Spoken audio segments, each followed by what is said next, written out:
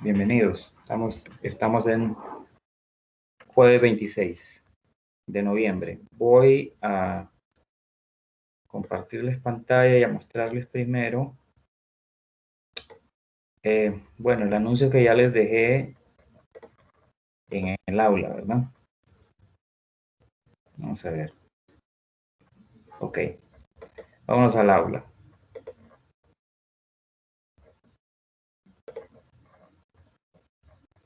A ver. Entonces, si vieron el anuncio que les dejé aquí en la sección de presentación y foros, están las conclusiones a las que se llegó en la reunión de profesores de biología, ¿verdad?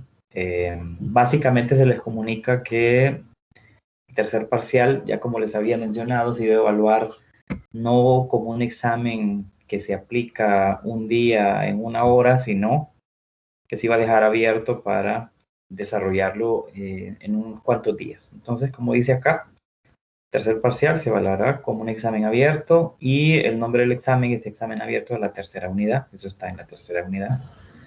Y es que estará disponible desde ayer a las 9 de la noche hasta el lunes 30 a las 11:55. Que los acumulativos de la tercera unidad iban a ser los que ya están puestos en la unidad, los diagramas, los esquemas de respiración celular, el cuestionario de fotosíntesis. La clase, esto sí es nuevo, la clase la otra semana y la siguiente tendríamos que tener clases de lunes a jueves. Si no, no terminamos esa unidad. Los acumulativos de la cuarta unidad van a ser 2 y sumarán 7.5. Esos acumulativos del tercer parcial. El examen de la cuarta unidad será el 14 de diciembre, siempre en el horario que se mantiene, de 4 a 6, y va a valer 10 puntos. Por eso es que el acumulativo vale 7.5. La reposición de tarea va a ser el 13 de diciembre, se puede reponer la tarea que no hizo, 13 de diciembre, y la reposición del examen que no hizo o la nota más baja será el 16 de diciembre. De tal manera que se suban al sistema, pues, las notas el día 18. Si usted se va a la tercera unidad, pues ahí ya puede ver al final que están los esquemas. Eso ya estaba habilitado desde el 23. El cuestionario sobre fotosíntesis, también habilitado desde el 23. Y ahora vean que está el examen abierto. Igual aquí están las instrucciones. El examen cuesta 12.5. 2 intentos. Y se cierra el día 30 de noviembre, que es lunes, a las 11:55. Bien, también hay que hacerles ver que arriba de los esquemas, aquí arriba de los esquemas, están las 3 videoconferencias bueno, 2 videoconferencias más la sesión que tuvimos este lunes 23 de noviembre, para dar indicaciones, ¿verdad? Entonces, aquí están. Esto hacía falta subirlo. La videoconferencia del lunes 26 de octubre, la del 29 de octubre, aquí están. Y también, por supuesto, la del lunes que pasó de esta semana, en donde no se dio clase, sino que solo se dieron indicaciones. Bien, eso está en el aula. Ahí está en el aula, la tercera unidad. Ahora, tendríamos que hablar de la respiración celular. Quiero resumir la respiración celular. Es un proceso algo largo. Quiero resumirlo. Voy a tomar el capítulo del libro de Solomon, de Biología de Solomon, capítulo 23 del libro digital de Solomon, cómo producen ATP las células, las rutas de liberación de energía. Entonces voy a explicar esto hoy. Empiezo ahora mismo, porque si no, no terminamos. Bien, entonces hay una diferencia entre lo que es respiración organísmica de lo que es respiración celular, ¿no? Respiración organísmica es la que usted realiza cuando inhala aire por sus pulmones. Entonces, esa acción de inhalar aire lleva oxígeno, el oxígeno molecular que hay en el aire, lo lleva hasta todos los tejidos de su cuerpo, hasta todos los órganos de su cuerpo a través de la sangre. Eso se llama respiración organísmica. Pero una vez que el oxígeno de la sangre pasa a cada tejido, a cada célula de cada tejido del cuerpo, y esas células, cada una de las 75 trillones de células que tenemos en nuestro cuerpo, utiliza ese oxígeno para quemar o para hacer una combustión química, digámoslo así, una combustión química de la comida que usted ingirió para convertirla en energía, ese proceso, esa serie de procesos químicos se llama respiración celular aerobia. Aerobia porque esas reacciones químicas se llevan a cabo en presencia de oxígeno. Se utiliza oxígeno molecular para que se den esas reacciones. Entonces, la respiración celular es un proceso celular. Se lleva a cabo en cada una de las 75 trillones de células que tenemos nosotros en nuestro cuerpo. Entonces, el alimento que usted ingiere tiene que ser digerido, tiene que ser catabolizado, se le tiene que extraer energía para que todas las células del cuerpo puedan realizar sus actividades vitales. Todo el trabajo biológico, el crecimiento, la reproducción, el movimiento, etcétera. Todas las actividades que lleva a cabo una célula viva necesitan energía. Para eso hay que comer. En la comida está la energía en forma química, en los enlaces químicos. Entonces nosotros recuerde que para transformar el alimento en energía y en materiales que el cuerpo necesita para reconstruirse o repararse, se necesita del metabolismo celular. Recuerde que catabolismo es reacciones de rompimiento, liberación de energía, y anabolismo es reacciones de síntesis y de gasto de energía, utilización de energía, ¿verdad? Si nos vamos acá, podemos verlo así. Esto es importante.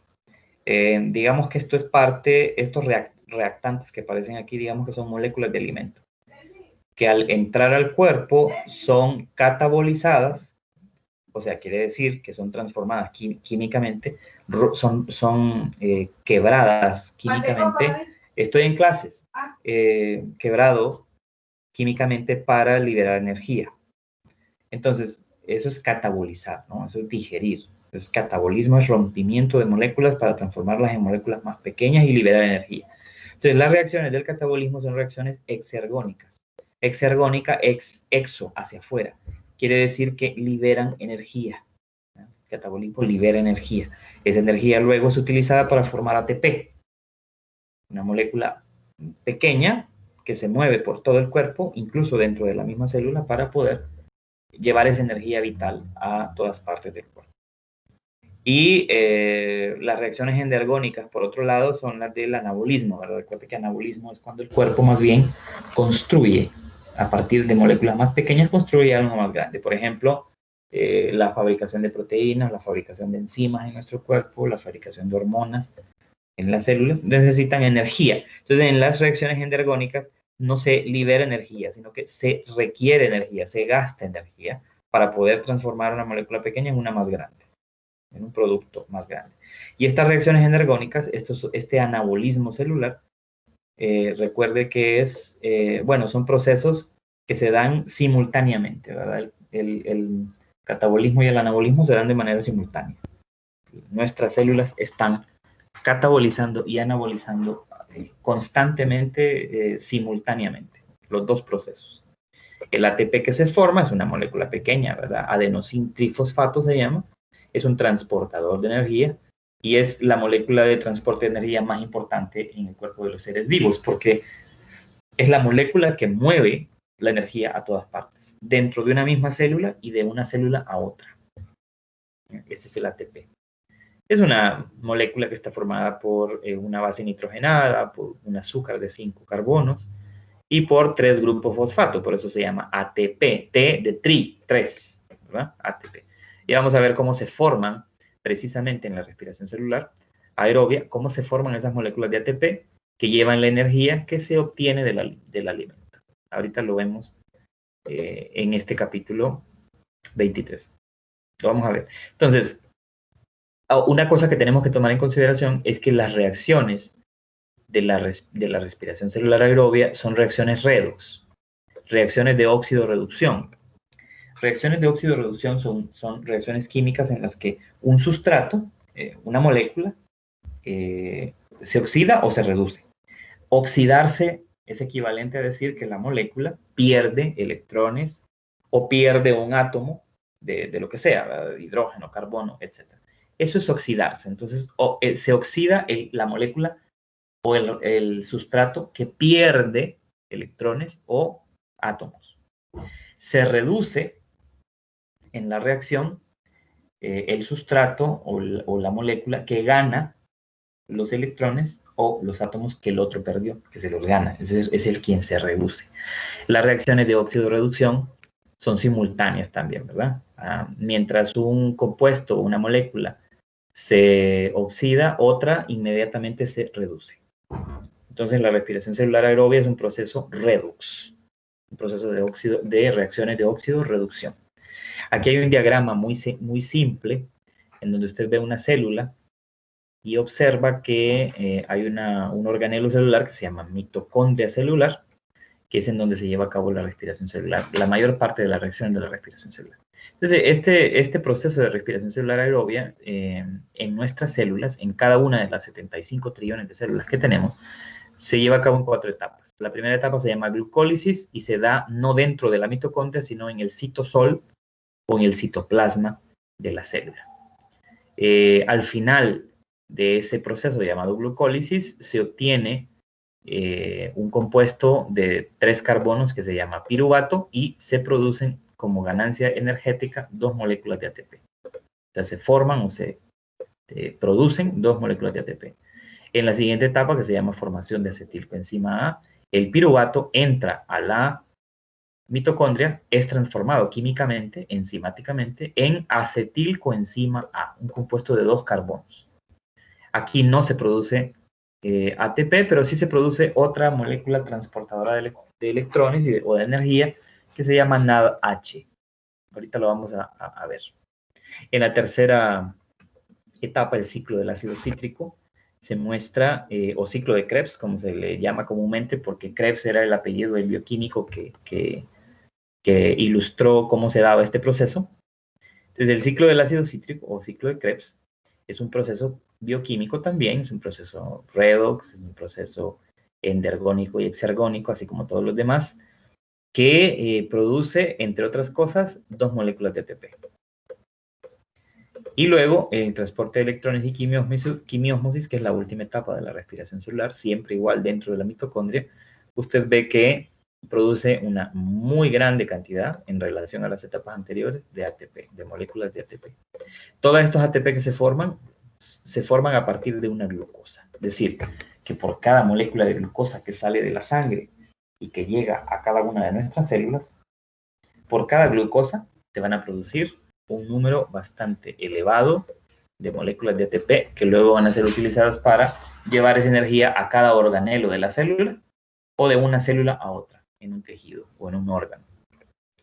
Bien, hay una serie de explicaciones aquí en este resumen de la respiración aerobia, que es muy bueno, de hecho, porque muestra las etapas, muestra resumidamente lo que ocurre en cada una, y muestra también algunos materiales que se utilizan al inicio de cada etapa y los productos que se producen al final de esa etapa. Este cuadro se los voy a proporcionar en una forma de una imagen JPG y se la subo ahí al aula pues al terminar la clase, ¿verdad? Hago eso y se los mando. Entonces véanlo porque esto lo vamos a ver ahorita, pero lo voy a explicar yo paso a paso, pero ahí está en palabras muy claro, muy resumido. Entonces empecemos con el primer proceso, la glucólisis. Glucólisis quiere decir el rompimiento de la glucosa. Es la primera etapa de la respiración celular. Se lleva a cabo en el citosol o en el citoplasma de la célula, de cada célula de nuestro cuerpo, y consiste en transformar químicamente la glucosa en piruvato y producir una cierta cantidad de ATP. O sea, la glucosa entonces comienza a ser oxidada, se le comienza a extraer energía en la glucólisis. La glucosa es una molécula de 6 carbonos, ¿verdad? Y al final se produce piruvato, que es una molécula de 3 carbonos, y se producen 2 piruvatos de una glucosa. Es lógico, ¿verdad? Porque si es piruvato de 3 carbonos, 2 piruvatos hacen una de 6, ¿verdad?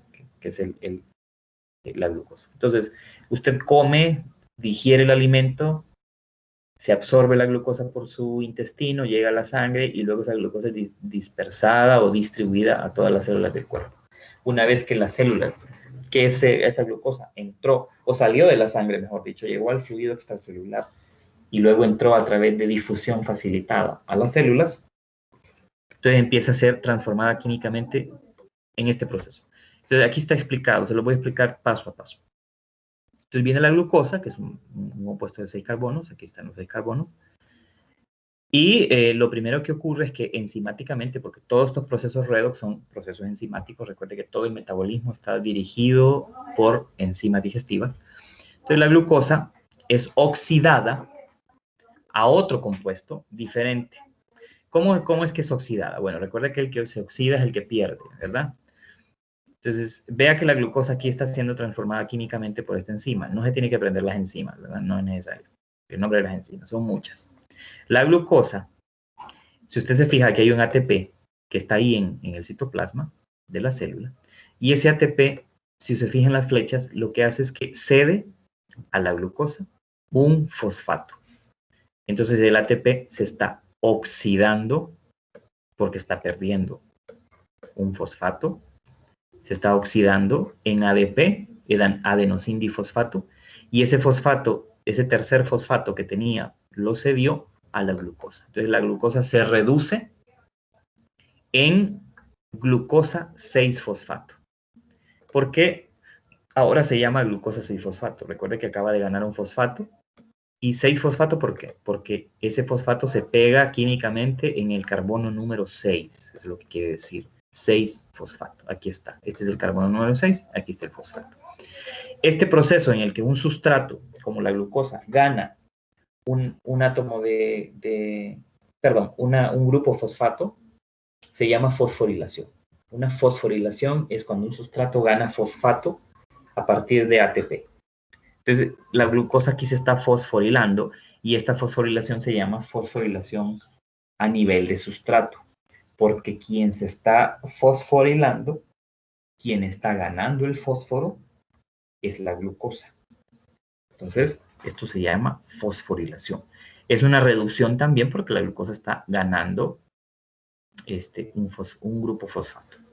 Bien, continúa la ruta de la glucólisis, la ruta química de la glucólisis, y viene la glucosa 6-fosfato y se convierte en otro compuesto que se llama fructosa 6-fosfato. No es lo mismo. Aquí lo que hay es que químicamente hay una enzima que isomeriza a la glucosa en fructosa. Entonces aquí se da una isomerización. Isomerización es una reacción en la que un sustrato, una molécula, un compuesto, se convierte en su isómero. Entonces, el isómero es una sustancia, un compuesto que tiene la misma fórmula química, pero no la misma, pero diferente fórmula estructural. ¿Qué quiere decir eso? Que lo único que pasó es que la glucosa, al isomerarse, lo único que pasó es que se reacomodaron los átomos, o sea que cambiaron de posición los átomos, aunque solamente se mantiene el fosfato en el carbono 6. Entonces, al cambiar de lugar los átomos en la molécula, las características químicas cambian y ya no es glucosa, sino que ahora es fructosa, otro monosacárido, ¿verdad? Fructosa 6-fosfato. Entonces ahí hubo una isomerización. Luego la fructosa 6-fosfato, vea que se porque el ATP, otro ATP, si usted se fija, otro ATP que está por ahí en el citoplasma, se oxida, o sea, pierde otro fósforo, se oxida y la fructosa entonces se reduce, gana ese fósforo. Y ahora la fructosa 6-fosfato se llama fructosa 1,6-bifosfato. 1,6 porque ahora hay un fosfato en el carbono 1 y otro en el carbono 6. Bi de 2, ¿verdad? 2 fosfatos. Ahí está. Aquí también hubo una fosforilación, ¿verdad? Claro, la fructosa se redujo y también se fosforiló. Fosforiló porque ganó fósforo. Eso es lo que quiere decir. Y es aquí también es una fosforilación a nivel de sustrato, porque quien se está fosforilando, quien está ganando fósforo, es el sustrato. ¿Cuál es el sustrato? En este caso, la fructosa 6-fosfato. Ahora tenemos este compuesto con 2 grupos fosfato. Resulta que este compuesto químicamente, enzimáticamente, se divide en 2 compuestos de 3 carbonos. Aquí, desde la glucosa hasta acá, hemos tenido aquí un compuesto de 6 carbonos. Glucosa y fructosa son de 6 carbonos. Químicamente, enzimáticamente, esta fructosa 1,6-bifosfato se convierte en 2 compuestos diferentes. Uno se llama dihidroxiacetona fosfato y el otro gliceraldehído 3-fosfato, que se abrevia G3P. Ambos de 3 carbonos. Pero también enzimáticamente vuelve a cambiar uno de esos dos. La dihidroxiacetona fosfato se convierte en su isómero por una enzima que se llama isomerasa. Entonces hay una isomerización de la dihidroxiacetona fosfato y se convierte en su isómero. ¿Quién es el isómero de la dihidroxiacetona fosfato? El G3P. Entonces, esta se convierte en esta. Entonces, al final tenemos 2 moléculas de gliceraldehído 3-fosfato. De aquí en adelante, el diagrama muestra solamente una línea, pero incluye a los dos gliceraldehídos que se acaban de formar, pero aquí lo hace como uno solo para simplificar el contenido del diagrama. Entonces, luego viene esos 2 G3P o esos 2 gliceraldehídos 3-fosfatos y les ocurre esto. Otra molécula que transporta electrones que se llama NAD o nicotinamida adenina dinucleótido, un poco complicado el nombre, se reduce a partir de cada uno de los G3P, se reduce en NADH. ¿Qué quiere decir que se reduce? Bueno, captura electrones o átomos, en este caso átomos de hidrógeno, del G3P, de cada uno de los G3P. Entonces ahora, también en esta etapa, lo que pasa es que un fosfato que anda por ahí libre en el citoplasma, se pega a la reacción, se une a la reacción, y ahora de G3P tenemos otro compuesto que se llama 1,3-difosfoglicerato. Aquí, cuando el sustrato, que es el G3P, pierde hidrógeno, este hidrógeno que salió del G3P, lo ganó el NAD. El NAD se reduce y entonces el G3P se oxida. Pero también aquí hay una deshidrogenación. Esa es una reacción química en la que un sustrato pierde hidrógenos. Entonces el G3P también se deshidrogenó. Aquí hay una deshidrogenación también. Y ahora entonces se convierte en un compuesto que se llama 1,3-difosfoglicerato, que tiene 2 grupos fosfato. Dice 2 porque recuerde que son 2 G3P y el diagrama solo muestra 1, pero dice 2 para que no nos confundamos. Este 1,3-difosfoglicerato luego viene, qué interesante, vean que antes arriba se habían invertido 2 moléculas de ATP y ahora se van a recuperar. Se vea que ahora vienen unos ADP y capturan uno de estos fósforos y se reducen a ATP. Y el 1,3-difosfoglicerato pierde un fósforo y se convierte en 3-fosfoglicerato. Antes era 1,3, ahora es 3-fosfoglicerato. ¿Qué ocurre aquí?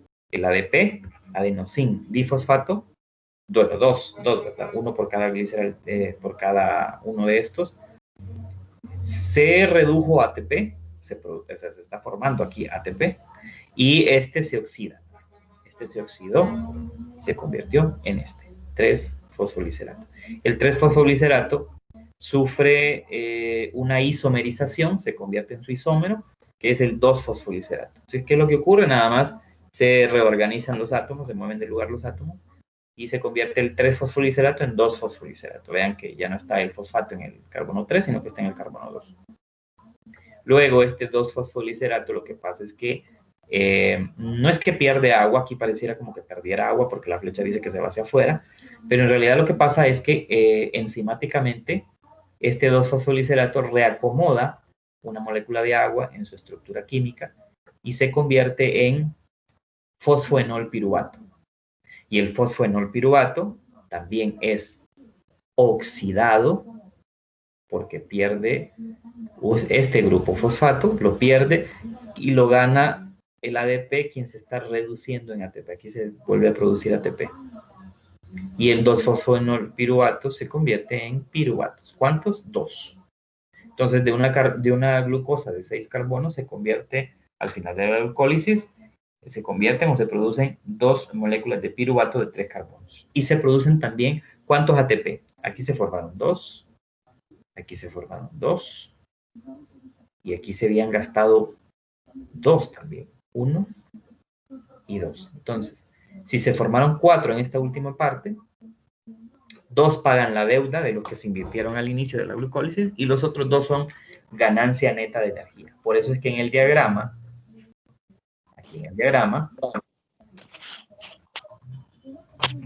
a ver, ¿dónde está el diagrama? Aquí está el diagrama. Por eso es que en el diagrama dice que al final de la glucólisis, miren, glucólisis, al final la glucosa que se transformó ahora en piruvato produce como ganancia de energía 2 moléculas de ATP, nada más.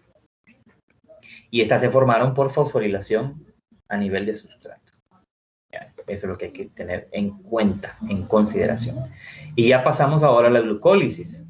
La siguiente etapa sería formación de acetilcoenzima A, o sea, quiere decir que ese piruvato va a seguir transformándose químicamente, enzimáticamente, pero ahora ya dentro de la mitocondria, porque vean que el piruvato se formó afuera, pero ahora dentro tiene que entrar a la mitocondria para ir siendo cambiado químicamente adentro de la mitocondria. Entonces, la formación de acetil-CoA es la segunda etapa de la respiración celular aerobia. Este es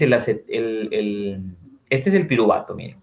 H3C, C y esta otra C, este doble enlace con oxígeno, este otro doble enlace con oxígeno. Todo esto es piruvato. Entonces, el piruvato, una vez que entra a la mitocondria, lo primero que ocurre con él es que sufre una descarboxilación. Descarboxilación es una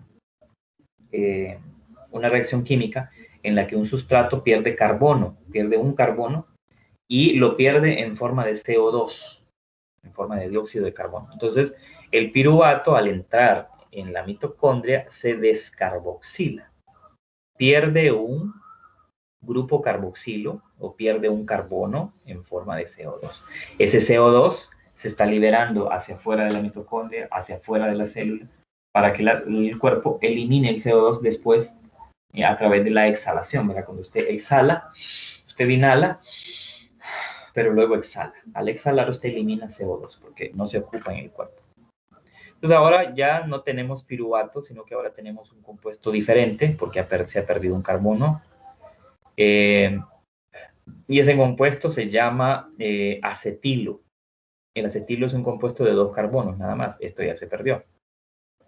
Y al acetilo lo que le ocurre químicamente, enzimáticamente, es que viene una proteína que se llama coenzima A, se une al acetilo y también un NAD se reduce, le quita al acetilo, le quita hidrógenos para reducirse en NADH y el acetilo se oxida en acetilcoenzima A. Siempre una molécula de 2 carbonos, que lleva pegado una coenzima, una proteína que se llama coenzima A. Esto se llama entonces formación de acetilcoenzima A. Entonces pasamos de piruvato de 3 carbonos a acetilcoenzima A de 2 carbonos. Se ven cómo se ha ido oxidando, se ha ido catabolizando la glucosa. Aquí, si se fijan, no hay formación de ATP, en ningún momento se está formando ATP, pero sí se está formando NADH, nicotinamida adenina dinucleótido hidroxigenasa se llama esto. Reducido el nombre, NADH. Sí se están produciendo. ¿Cuántos están produciendo? 2. Recuerden que venimos de 2 piruvatos que se transforman en 2 acetilcoenzima. Entonces, por cada uno de los piruvatos que se transforman, se forma un NAD. Después hacemos las cuentas, ¿verdad? Esta es la segunda etapa. La tercera etapa se llama ciclo del ácido cítrico o ciclo de Krebs. Se lleva a cabo también dentro de la mitocondria y consiste en este proceso que está acá, pero lo voy a explicar de manera más detallada aquí. ¿En qué consiste entonces el ciclo de Krebs? Es una serie de procesos químicos, igual, redox, endergónicos, exergónicos, en donde el acetilcoenzima A se une a otro compuesto, un compuesto de 4 carbonos que está ahí presente en la mitocondria que se llama oxaloacetato. Lo interesante es que cuando el oxaloacetato se une enzimáticamente, químicamente con el acetilcoenzima A, en realidad se está uniendo solamente al acetilo, porque la coenzima A, si usted se fija aquí en este diagrama, La coenzima A, antes de que estos dos se unan, se sale de la ecuación. ¿Ven? Miren, la flecha muestra que va para afuera. La coenzima A no se une químicamente al oxaloacetato. Solo se une el acetilo, o sea, que solo se une esta parte. ¿Ven? Hasta aquí. Eso es lo que se une. La coenzima A no se une, sino que se libera. Se libera de la molécula y no se une. Entonces, se produce un compuesto de 6 carbonos otra vez, porque el oxaloacetato tiene 4 y el acetilo tenía 2. Entonces, se forma un compuesto de 6 carbonos que se llama citrato. El citrato es lo mismo decir ácido cítrico. Entonces, el citrato es un compuesto de 6 carbonos, que lo que hace ahora, siempre por acción de enzimas, lo que hace el citrato es enzimáticamente isomerizarse. Aquí hay una isomerización, en donde la molécula de agua se reorganiza, o sea, se cambia de posición los átomos aquí en la molécula, y el citrato entonces se convierte en su isómero, que se llama isocitrato. Siempre un compuesto de 6 carbonos. El isocitrato pasa por una serie de procesos. En primer lugar, el isocitrato se descarboxila. O sea que pierde uno de los carbonos que tiene su estructura, lo pierde en forma de CO2. Ahí se muestra la flecha, mire, está saliendo. Entonces hay una descarboxilación del isocitrato.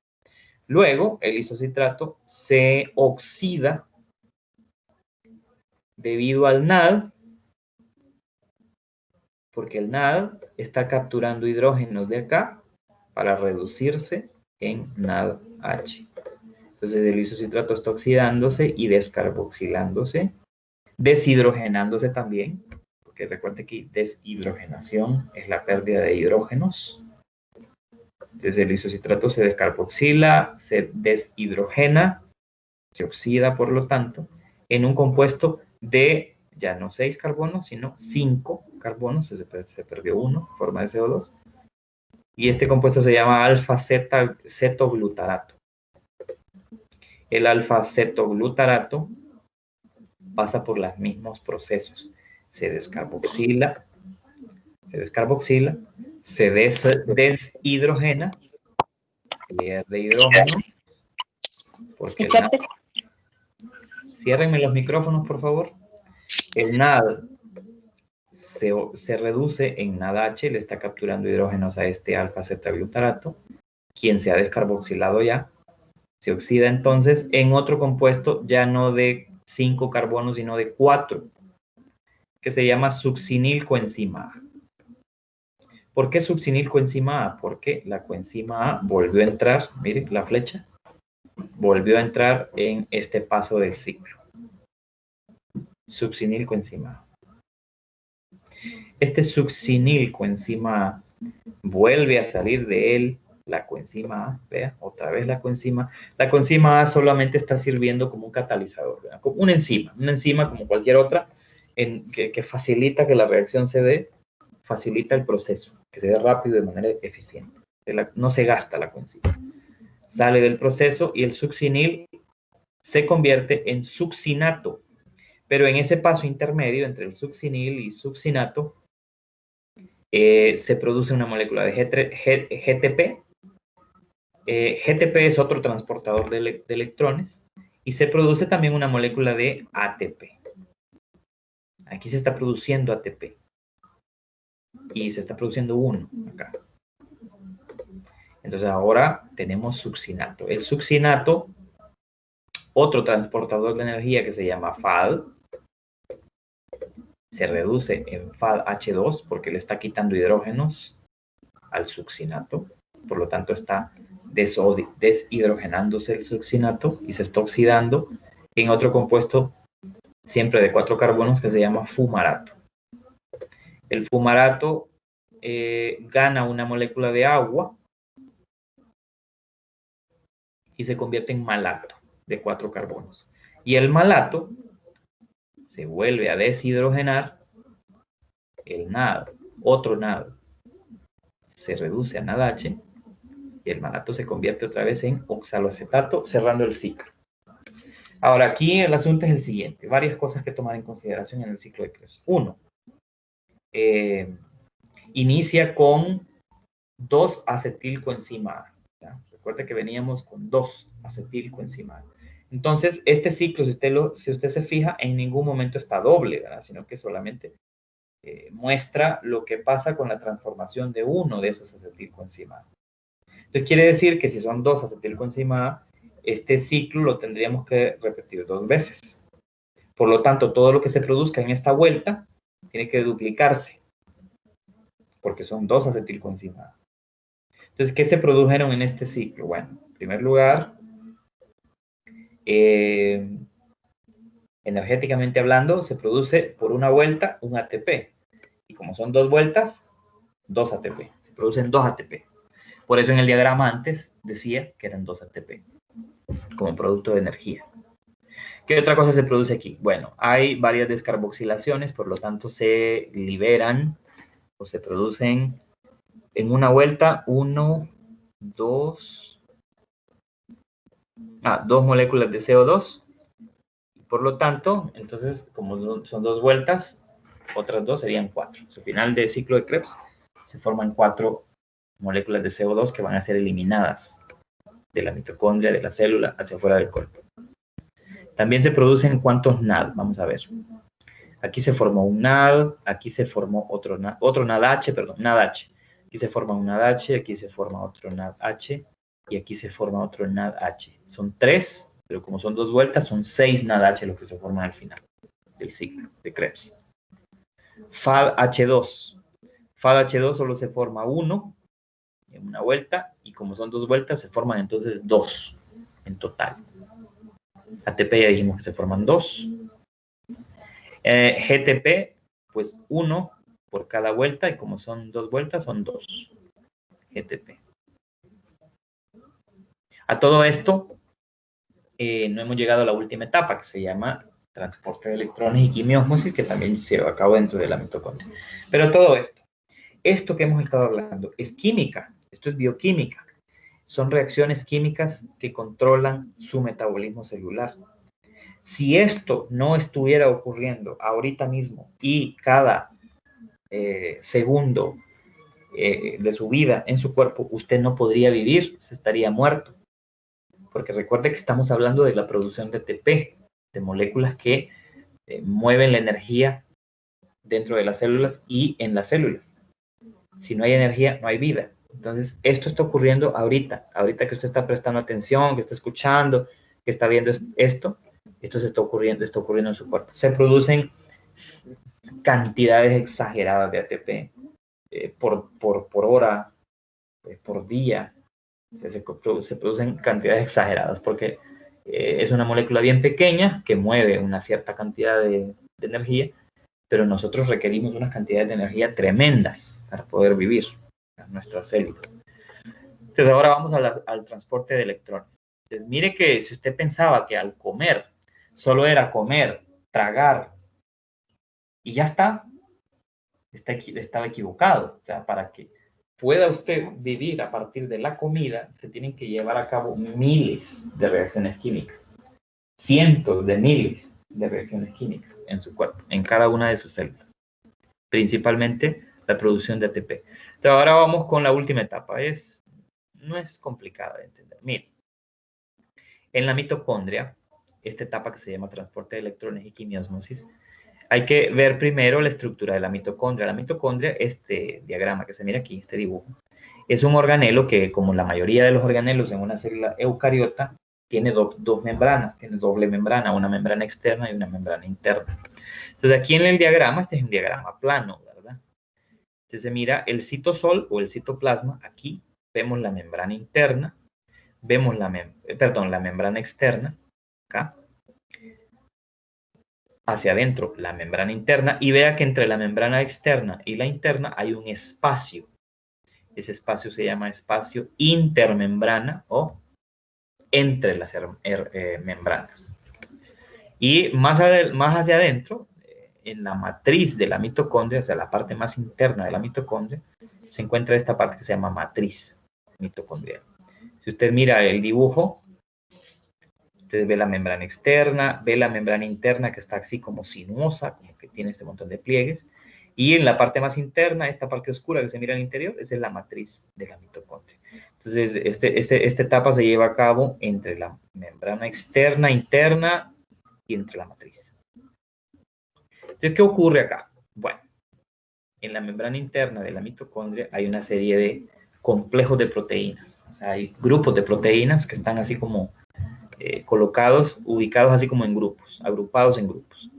Entonces, hay 4 complejos de proteínas en la membrana mitocondrial interna. Y estas proteínas, como usted puede ver, son proteínas transmembrana, o sea que son proteínas que atraviesan completamente la membrana y sirven como un transportador, ¿verdad? Que deja pasar o deja salir materiales desde un lado a otro de la membrana. Entonces, vea que hay 4 complejos, el 1, el 2, el 3 y el 4. Cada uno tiene sus nombres. Lo que hacen estos complejos es el siguiente, esto es bien interesante. Resulta que todos los NADH que se habían formado antes en las etapas anteriores y el FADH2 que se había formado al final del ciclo de Krebs, vienen a entregar aquí los electrones, la energía que han transportado por un corto espacio de tiempo, la vienen a entregar aquí a estos complejos. Entonces aquí la flecha lo que está indicando es que el NADH, este NADH o todos los NADH, le entregan electrones al complejo 1, que los FADH2 le entregan electrones al complejo 2, y que estos complejos se pasan los electrones de uno a otro complejo. Miren, el 1 se la pasa al 3, el 2 se la pasa al 3, y el 3 al final le pasa los electrones al complejo 4.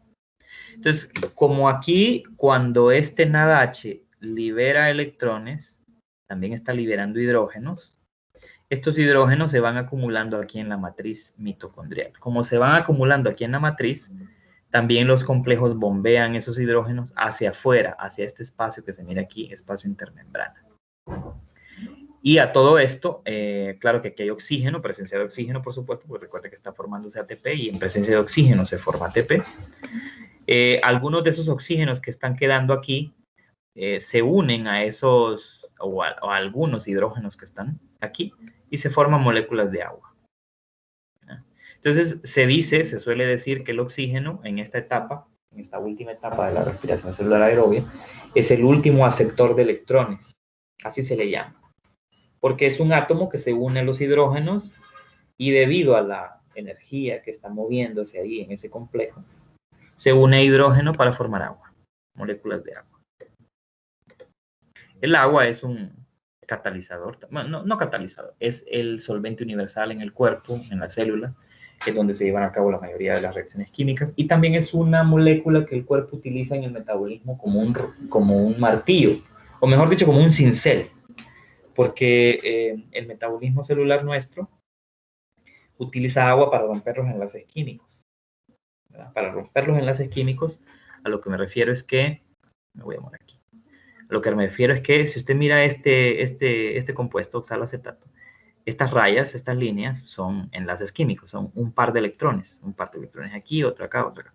Son enlaces químicos. Entonces el metabolismo celular lo que hace es que hidroliza o mediante hidrólisis, utilizando agua, rompe estos enlaces químicos. Entonces el agua es un componente importantísimo en la bioquímica de nuestro cuerpo. Bien, entonces mencionamos esto ya. Ahora llega un momento en el que la cantidad de hidrógenos que se está acumulando en el espacio intermembrana es muy grande y genera entonces un gradiente de concentración de hidrógenos, o sea, una diferencia en las cantidades de hidrógeno que hay en la matriz y en el espacio intermembrana. Entonces, como se están bombeando hacia afuera de la matriz los hidrógenos, llega un momento en que los hidrógenos en el exterior, aquí en el espacio intermembrana, son muchos. Y hay una diferencia de hidrógenos entre acá y aquí adentro. Entonces, eso se llama gradiente de concentración. Hay más hidrógenos afuera que adentro. Entonces, eso es aprovechado por una proteína que también es una proteína transmembrana que está ahí en la membrana interna de la mitocondria, una proteína que se llama ATP sintasa. O sea, la ATP sintasa es una proteína que aprovecha el gradiente de concentraciones de hidrógeno.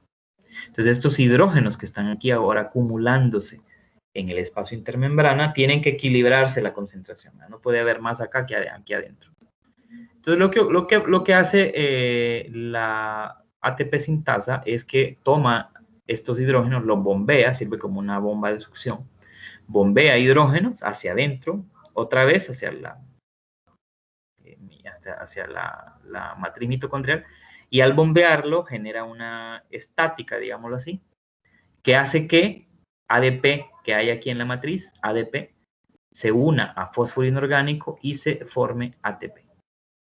Entonces, como hay una gran cantidad de hidrógenos, se van a formar una gran cantidad de ATP por un proceso que se llama quimioósmosis. Entonces, ¿qué es la quimioósmosis? La quimioósmosis es la formación de ATP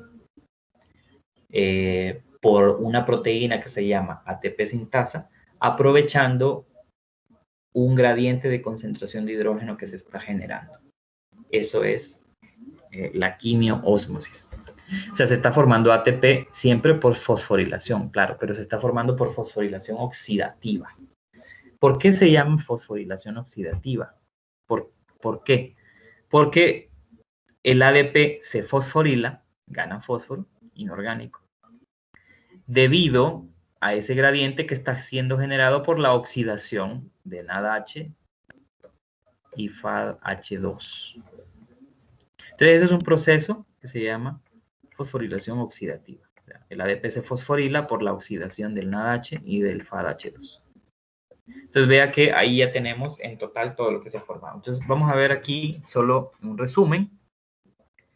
En este diagrama voy a hacer un resumen de todo lo que pasó en la formación de estos ATP. Entonces, vean, en la glucólisis, una glucosa se transformó en piruvato, en 2 piruvato.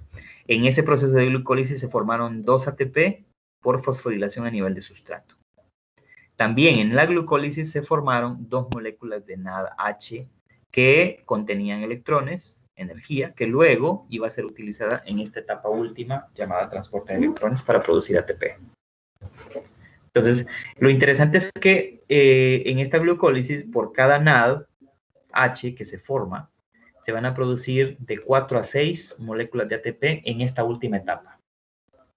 Entonces, si usted multiplica 2 por 2 es 4 y 2 por 3 es 6. Se van a producir entonces, por cada NADH que se formó en glucólisis, de 4 a 6 ATP en el transporte de electrones y quimiósmosis, que sería la última etapa. Eso es lo que está diciendo acá. Luego, en la formación de acetil-CoA, no se produjeron ATP, pero sí se produjeron 2 NADH. Y en formación de acetil-CoA, por cada NADH que se formó, se van a producir en el transporte de electrones 3 moléculas de ATP. Entonces, 2 por 3 son 6 ATP en la última etapa. En el ciclo del ácido cítrico se formaron 2 ATP a nivel de sustrato, otros 2 ATP a nivel de sustrato. Se produjeron en total 6 moléculas de NADH y cada molécula de NADH iba a producir en esta última etapa 3 moléculas de ATP. Entonces, 6 por 3, 18 ATP en total por estos NAD formados en el ciclo del ácido cítrico. Los FAD que se formaron fueron 2 FAD-H2 en el ciclo del ácido cítrico, y por cada FAD que se formó, se van a producir 2 moléculas de ATP en la última etapa. Entonces, 2 por 2, 4 moléculas de ATP. Si usted suma todos estos ATP formados por fosforilación oxidativa en la última etapa de la respiración celular aerobia, va a obtener de 32 a 34 ATP.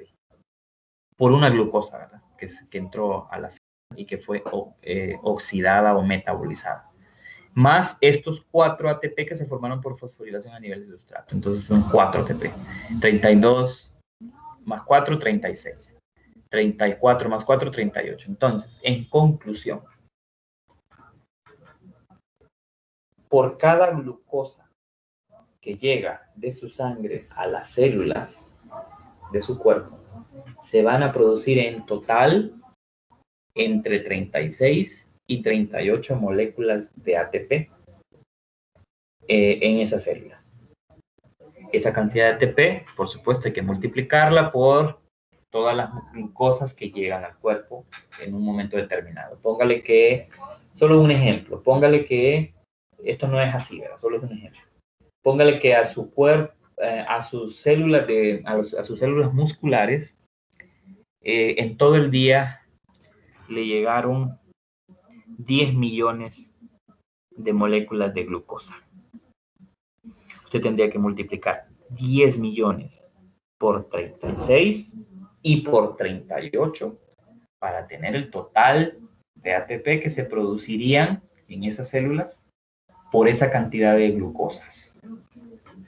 Se va a tener que multiplicar esos 10 millones por 32 y por 36 y por 38 para tener un total de ATP en esas células producidas a partir de esa cantidad de glucosas. Entonces,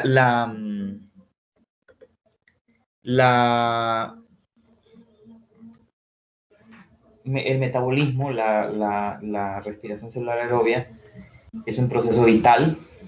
Si no se da, usted no vive, no estaría vivo, no estaría respirando, no estaría pensando, no estaría absolutamente haciendo nada, estaría muerto, porque es el proceso a través del cual sus células producen energía a partir de la comida. Entonces es algo importantísimo. Claro que si es primera vez que lo ve un poco complejo, claro, porque es bioquímica, o sea, no es nada fácil aprenderse los procesos químicos que ocurren en el cuerpo, que no son nada sencillos, ¿verdad? Son complejos. Pero bueno, por eso están los videos, por eso están las explicaciones, por eso están los diagramas en los libros y las explicaciones en los libros, para que uno vaya entendiendo mejor. Entonces, al final, la enseñanza aquí es que ese proceso, por complicado que se vea, ocurre cada milésima de segundo en cada una de sus células y lo mantiene vivo a usted. Entonces es como la conclusión final. Es un proceso bioquímico bastante tedioso, complicado, largo, por supuesto, pero es porque eso es lo que ocurre en su cuerpo. Esa es la bioquímica. Esa es la magia química que ocurre en el interior de nuestras células para transformar la comida en alimento. No tiene por qué ser sencillo, no tiene por qué ser un proceso corto, porque en realidad, vean, hay muchas enzimas, ni siquiera hablamos del nombre de las enzimas. Hay muchísimas enzimas que intervienen, y eso es al final el metabolismo celular. Reacciones químicas, rutas de transformación química de un sustrato, de una molécula que llega a su cuerpo, o que ya está en su cuerpo, para convertirlo, transformarlo en otra cosa. Bien, con eso termino. Yo le subo entonces en un rato ese diagrama y esos diagramas y el cuadrito ese para que usted se ayude y recuerde. Y esta videoconferencia, por supuesto, para ayudarlo ahí. La próxima semana, recuerde, ahí están las fechas de las evaluaciones. Entonces, usted tendría que hacer hasta el lunes 30, como tope 11:55 de la noche, el examen abierto del tercer parcial, de la tercera unidad. Ahí está. Tiene 2 intentos para hacerlo. Y la otra semana vamos a tener clases toda la semana, porque si no, no terminamos. La cuarta unidad es amplia, es la unidad más simple, más sencilla de todas, aunque no parezca así. La parte genética, la parte de la herencia, la transferencia de información a través del ADN, pareciera que es más complicado, en realidad no, es la unidad más simple, más sencilla de todas las que hemos visto hasta el día de hoy. Pero requiere tiempo para explicar cómo desarrollar un ejercicio, para entender la lógica que conlleva esa transferencia de información de los padres a los hijos y de una generación a otra generación. Lleva su tiempo de explicar o lleva su tiempo de comprender. Entonces, hay que tener clases todos los días. Con uno que se conecta, yo doy clases. Pero necesito que la gente, pues, esté pendiente y esté atenta y cumpla, ¿verdad? Yo sé que tenemos otras clases, pero hay que darle importancia a todas. Con eso termino y, bueno, no me resta más que decirles, pónganse al día con todo, hagan las evaluaciones hagan los cuestionarios, hagan el examen abierto. No se queden sin hacerlo porque muchos han perdido un examen ya y eso no le abona. Tiene que recuperarlo y reponerlo en la fecha que aparece ahí. Bueno, entonces seguimos hasta el día lunes. Si no hay ninguna pregunta, terminamos aquí hoy.